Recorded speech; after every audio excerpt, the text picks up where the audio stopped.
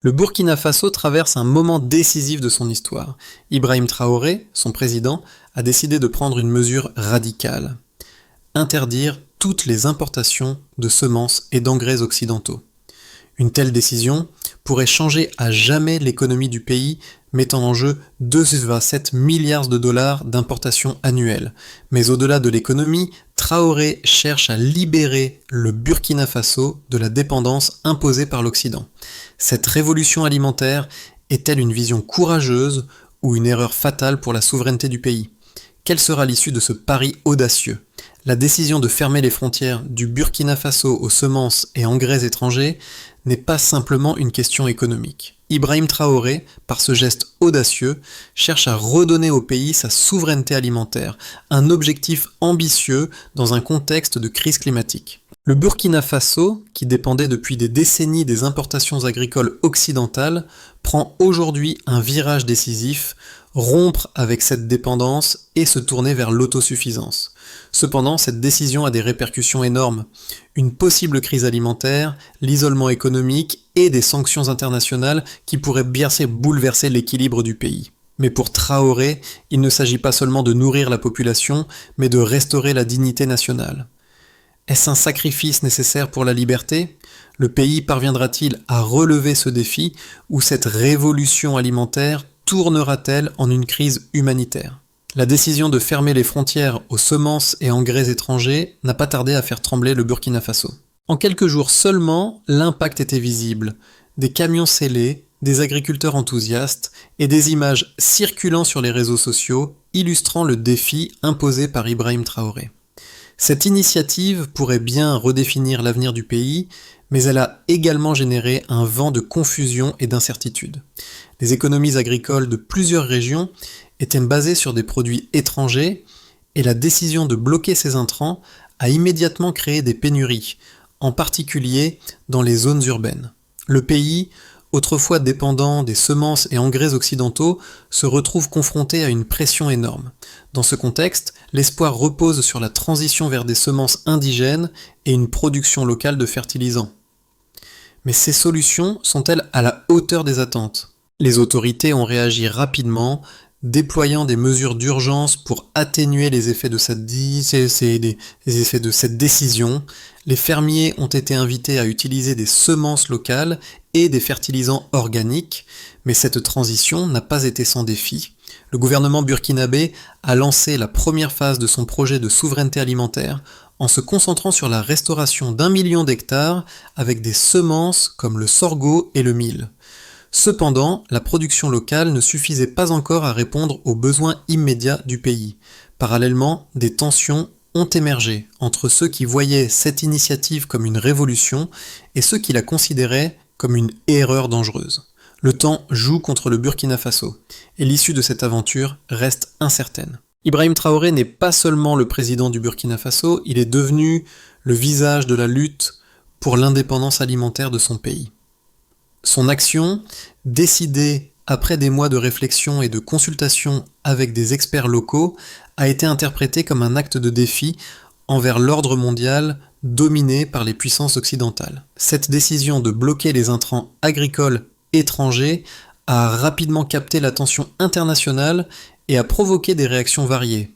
Admiration et solidarité de certains pays voisins, notamment le Mali et le Niger, qui ont exprimé leur soutien à cette initiative audacieuse, mais aussi critiques acerbes de la part des institutions financières mondiales, comme le FMI, qui ont averti des risques économiques.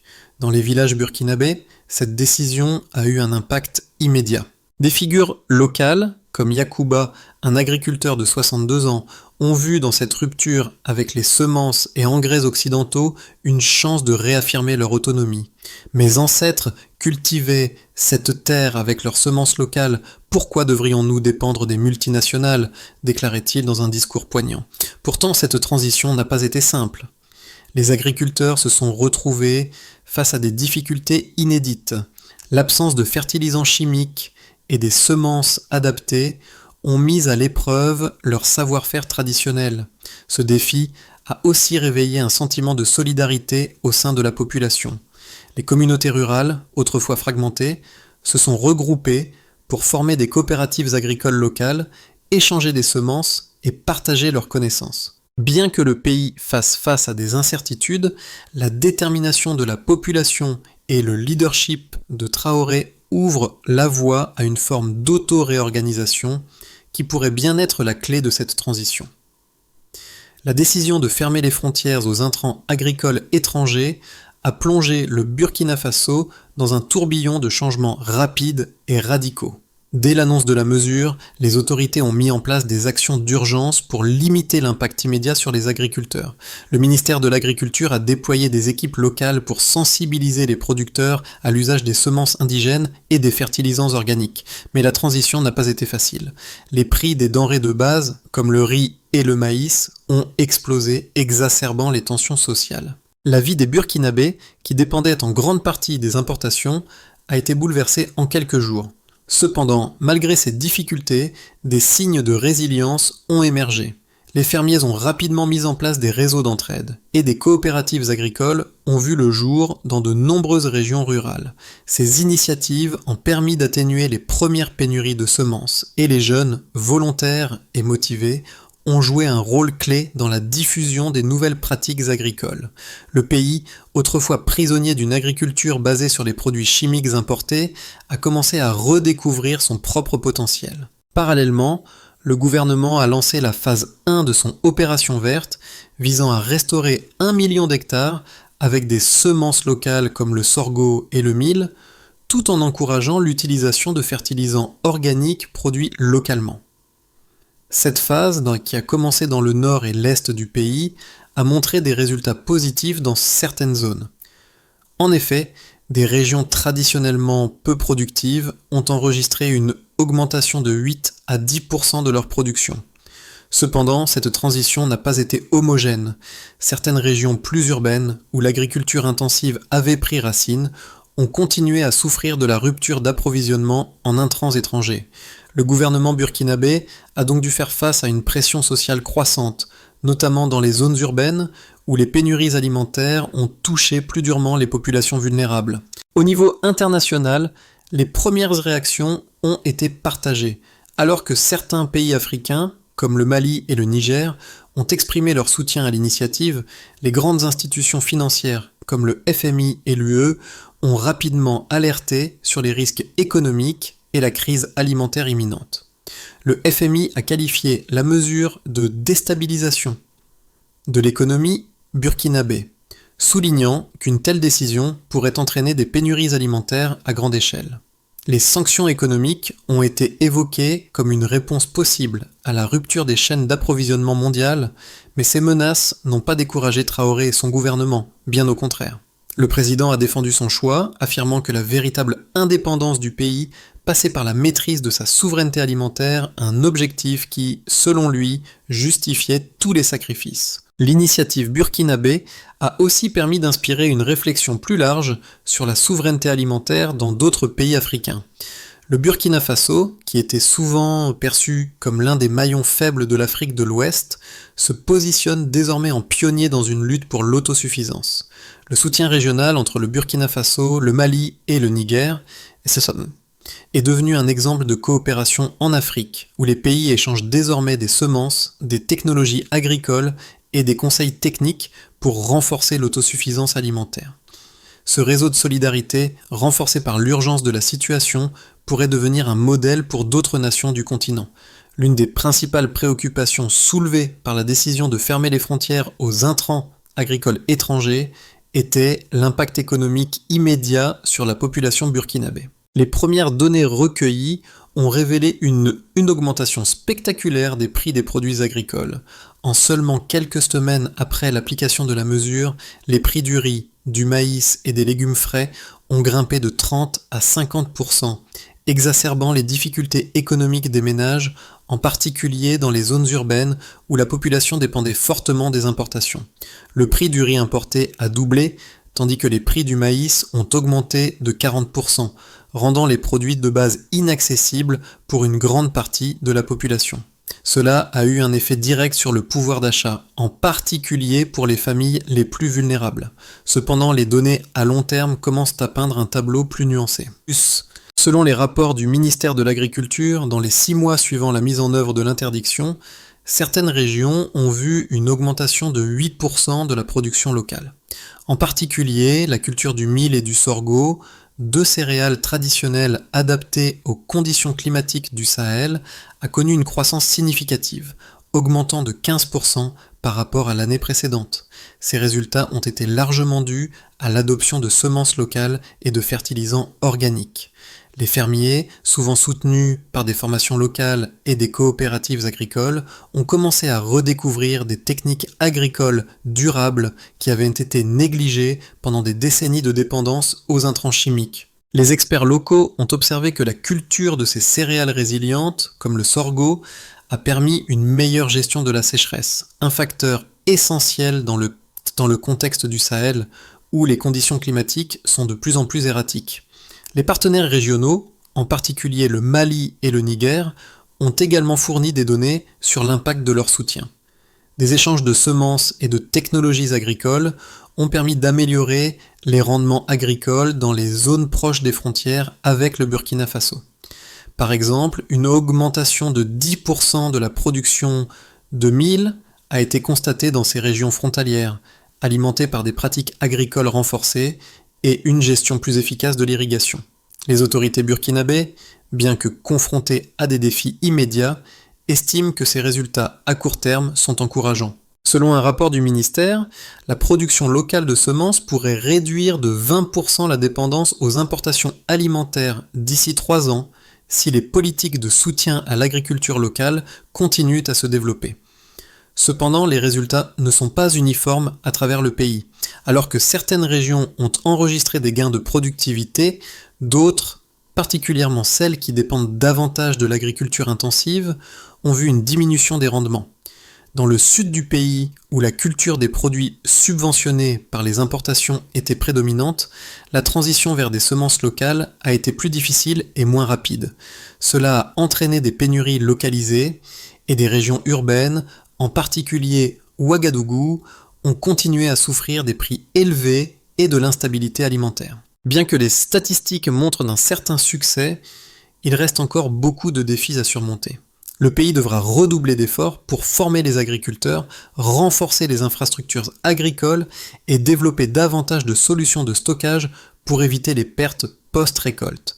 Mais les données préliminaires suggèrent que la souveraineté alimentaire, bien qu'encore loin d'être atteinte, pourrait devenir une réalité pour le Burkina Faso. La décision audacieuse d'Ibrahim Traoré a suscité un débat intense, avec 2 camps bien distincts qui s'opposent sur l'avenir du Burkina Faso. D'un côté, les partisans de la stratégie de souveraineté alimentaire estiment que la rupture avec les semences et engrais étrangers est essentielle pour garantir l'indépendance nationale. Selon eux, cette décision représente bien plus qu'un simple ajustement économique. Elle incarne une affirmation de la dignité nationale et un refus de la dépendance vis-à-vis des puissances occidentales. Ces défenseurs soulignent que l'Afrique, et notamment le Burkina Faso, a été piégée pendant trop d'années dans un cycle de dépendance aux multinationales agricoles. En fermant les portes aux intrants étrangers, le pays se libère des chaînes de la dette et reprend le contrôle de ses ressources agricoles. Le fait de privilégier des semences indigènes et de développer des pratiques agricoles plus durables pourrait, à long terme, renforcer la résilience du pays face aux crises alimentaires mondiales. De plus, cette démarche pourrait servir de modèle pour d'autres nations africaines qui, confrontées à des défis similaires, cherchent à retrouver leur autonomie. Cependant, les opposants à cette politique prévoient une crise alimentaire majeure si cette approche n'est pas ajustée. Selon eux, bien que l'idée de l'autosuffisance alimentaire soit noble, elle néglige la réalité de l'agriculture moderne et les bénéfices tangibles des intrants étrangers. Les semences et engrais importés, bien qu'imparfaits, ont permis d'augmenter les rendements agricoles dans des régions du Burkina Faso, en particulier dans les zones urbaines où la demande de produits alimentaires est élevée. En supprimant ces intrants, les rendements risquent de chuter, ce qui entraînerait une pénurie de nourriture et une hausse des prix, rendant la vie encore plus difficile pour les populations vulnérables. Les critiques soulignent également le manque de soutien technique pour les agriculteurs locaux qui risquent de se retrouver avec des rendements insuffisants. En outre, la crise économique pourrait être exacerbée par des sanctions internationales et des pressions diplomatiques, ce qui nuirait à l'ensemble de la région. Un compromis possible entre ces deux visions pourrait être une approche graduelle, combinant les avantages des semences locales et des intrants étrangers. Les experts suggèrent que le Burkina Faso pourrait développer des partenariats avec d'autres pays africains et des organisations internationales pour intégrer des solutions agricoles écologiques tout en conservant certains intrants extérieurs, afin de garantir une transition fluide vers l'autosuffisance alimentaire.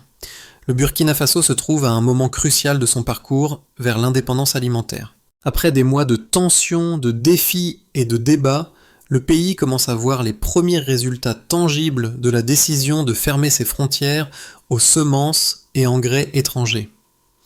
Le plus grand signe de succès réside dans l'augmentation de la production locale de certaines cultures traditionnelles comme le mil et le sorgho, qui ont enregistré des hausses de rendement impressionnantes, notamment dans les zones rurales.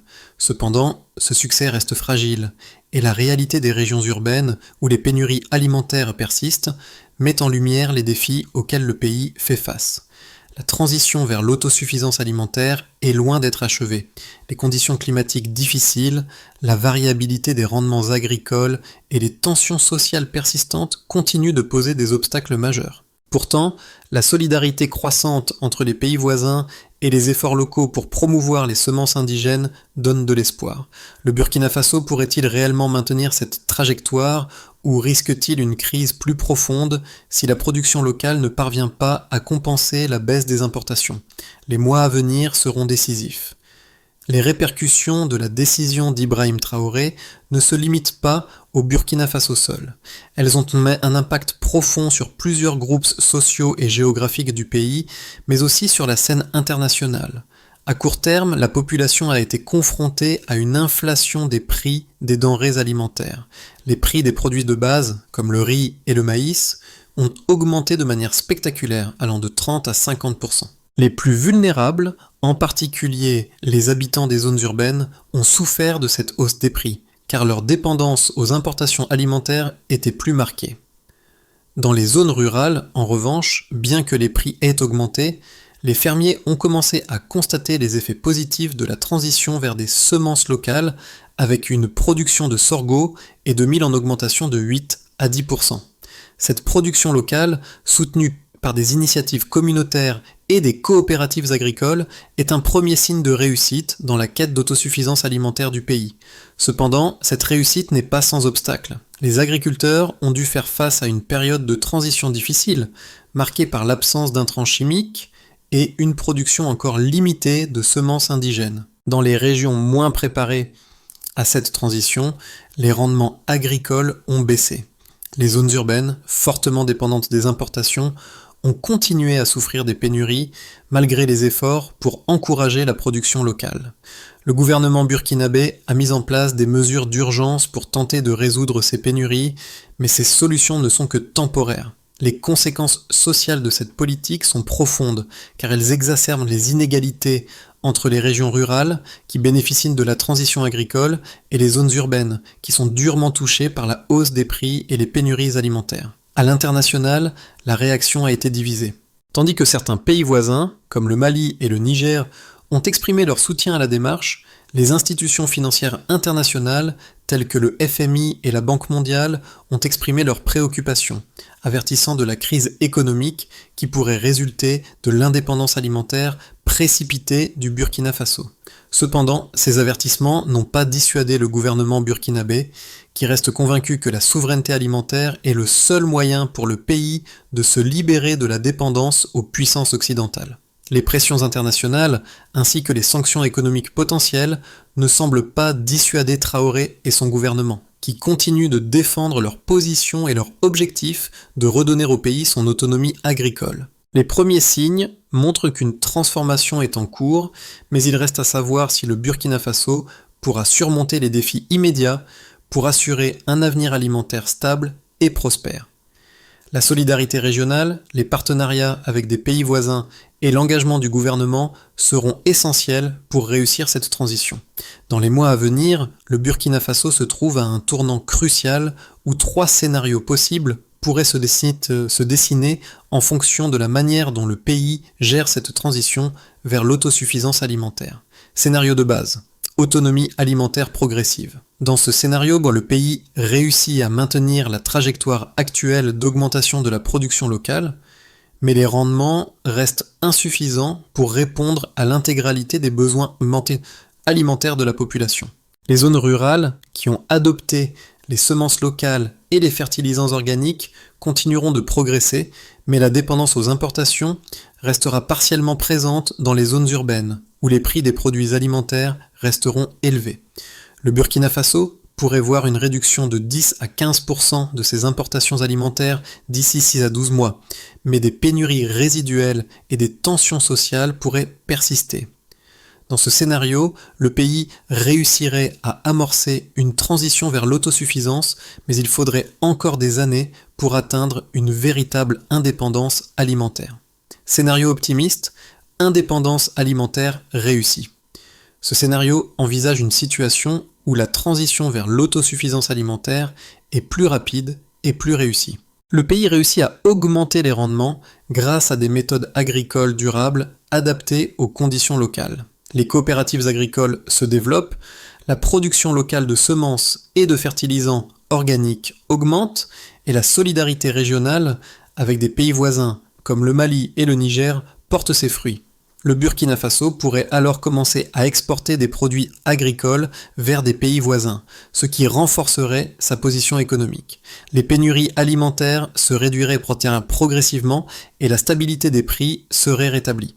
Le pays atteindrait une réduction de 20% de ses importations alimentaires d'ici la fin de l'année et l'économie agricole locale serait sur une trajectoire positive. Scénario pessimiste, crise alimentaire prolongée. Dans ce scénario, les défis liés à la transition seraient trop nombreux pour permettre une croissance significative de la production locale. Les rendements agricoles resteront faibles en raison du manque de formation adéquate pour les agriculteurs, de la résistance à l'adoption de nouvelles techniques et des effets du changement climatique. Les pénuries alimentaires persisteraient, particulièrement dans les zones urbaines, et les prix continueraient d'augmenter, rendant l'accès à la nourriture de plus en plus difficile pour les populations les plus vulnérables. Les sanctions économiques internationales et les tensions diplomatiques avec les puissances occidentales exacerberaient la crise, poussant le pays vers un isolement économique croissant. Dans ce scénario, le Burkina Faso pourrait se retrouver face à une crise alimentaire prolongée avec des conséquences sociales et économiques graves. Chaque scénario dépendra des choix stratégiques du gouvernement burkinabé, de l'engagement des acteurs locaux et de la coopération régionale pour surmonter les obstacles à l'autosuffisance alimentaire. La question de l'indépendance alimentaire du Burkina Faso résonne bien au-delà de ses frontières, soulevant des enjeux cruciaux pour l'Afrique dans son ensemble. Le défi auquel le pays fait face est un miroir des dilemmes auxquels sont confrontées de nombreuses nations africaines qui dépendent largement des importations agricoles.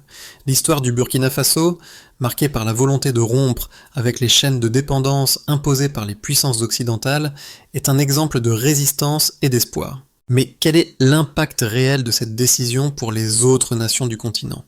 Le Burkina Faso peut-il devenir un modèle de souveraineté alimentaire ou est-il destiné à échouer dans sa quête d'autosuffisance ?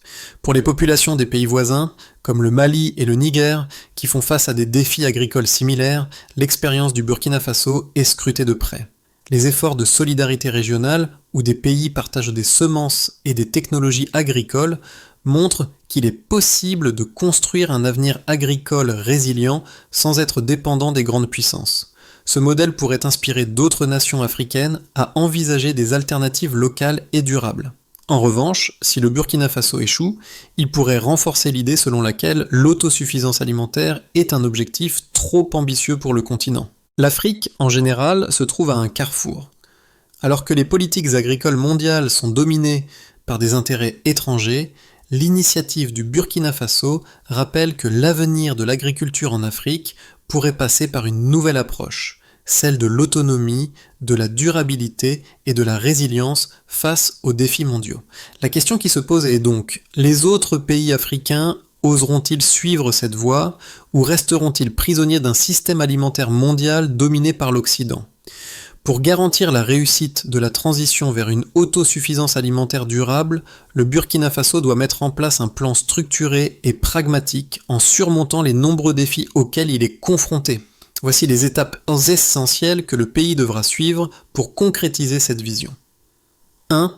Renforcement des infrastructures agricoles locales. Le gouvernement doit investir massivement dans la modernisation des infrastructures agricoles, notamment la construction de réseaux d'irrigation adaptés aux conditions arides du Sahel.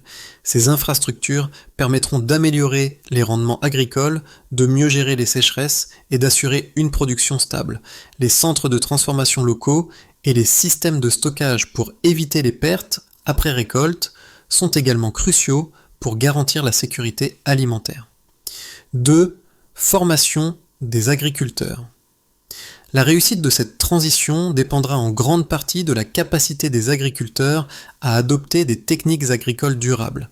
Des programmes de formation ciblés doivent être déployés, en particulier pour les jeunes générations, afin de les préparer à utiliser les semences indigènes et les fertilisants organiques. Des experts locaux et des organisations agricoles régionales peuvent jouer un rôle clé dans ce processus de sensibilisation. 3. Renforcement des partenariats régionaux et internationaux.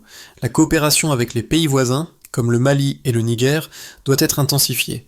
Les échanges de semences, de technologies agricoles et de bonnes pratiques devraient être encouragés. En outre, des accords avec des organisations régionales et internationales pourraient aider à obtenir des financements pour soutenir l'agriculture durable et l'innovation locale. 4. Diversification des sources de financement. Le Burkina Faso devra diversifier ses sources de financement pour soutenir son projet agricole. Cela pourrait inclure des partenariats avec des entreprises privées locales, des subventions de la part d'organisations internationales et des investissements dans des projets agricoles verts. De plus, les coopératives agricoles peuvent jouer un rôle clé en soutenant la production et en facilitant l'accès aux ressources nécessaires. Ces étapes combinées offriront au Burkina Faso une chance de réussir sa transition vers une souveraineté alimentaire durable, tout en garantissant un avenir plus autonome et résilient face aux défis mondiaux. L'histoire du Burkina Faso, portée par la vision d'Ibrahim Traoré, n'est pas seulement celle d'un pays qui lutte pour son indépendance alimentaire, c'est aussi l'histoire d'une nation qui se réapproprie son avenir, qui redécouvre la puissance de ses terres et la force de ses traditions agricoles. La terre, autrefois dominée par les multinationales et la dépendance aux intrants étrangers, est redevenue un symbole de liberté et de dignité pour le peuple burkinabé. Sous la direction de Traoré, le pays a pris un pari risqué, mais fondamental pour sa souveraineté. Ce geste audacieux résonne au-delà des frontières du Burkina Faso, rappelant à l'Afrique qu'il est possible de briser les chaînes de la dépendance. L'agriculture, longtemps soumise aux diktats des puissances étrangères, devient un levier de pouvoir et de fierté nationale. Mais ce pari, aussi inspirant soit-il, reste fragile, et seul le temps dira si le Burkina Faso réussira à atteindre l'autosuffisance alimentaire ou si la crise qu'il traverse aura des conséquences plus graves. Dans les années à venir, les graines plantées aujourd'hui porteront bien plus que des fruits. Elles porteront l'espoir d'un continent qui se rêve libre et autonome. Le Burkina Faso a peut-être lancé une révolution agricole, mais le véritable changement, celui de la conscience collective, est déjà en marche.